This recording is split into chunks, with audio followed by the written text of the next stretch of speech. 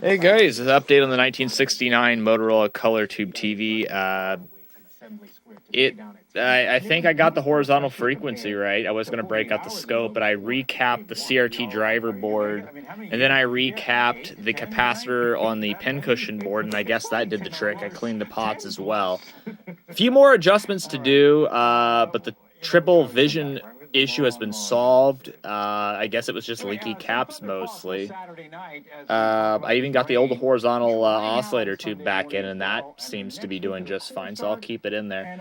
The pen cushion, I think, needs to be adjusted a tad bit. There's a few other things, a few more recaps I have to do, but this thing is mostly fine. The color's good. It's all looking pretty good. So 1969 Motorola Color Tube TV. This thing is built like a tank.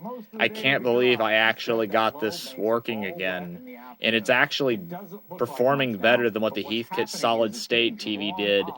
Yeah, so I got to get the degausser fix, and there's a few other things. The convergence is slightly off, but really not bad considering the last time this thing had a convergence done was in 1980.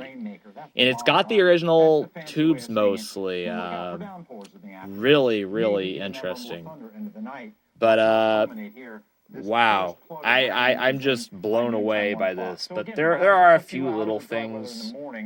But this goes to show you the tube TVs are built like tanks.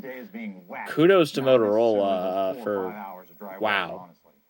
I mean, this is an old CRT that has fairly weak emissions, too. I'm kind of surprised that it's doing this well. I mean, it's not perfect, but this is for a rusty old TV that I just, from 1969, that I just kind of wing-a-dinged around with just a few capacitors. Recapping makes a huge difference, people. Recap your TVs, because that can make a huge difference between it not working or at least working somewhat. So there you go. To everyone who was wondering about this TV that has been sitting forever, it is now pretty much fixed. I just have to adjust a few things and finish recapping, but it's mostly done. Just had to warm the TV up for like 20 minutes, but yeah.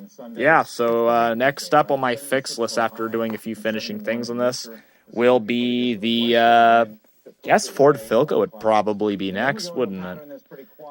With the arcing issues, so that'll be next, and then I'll do probably the RCA over there. It's kind of hiding, and then the Zenith, and so on. So, good night, everyone.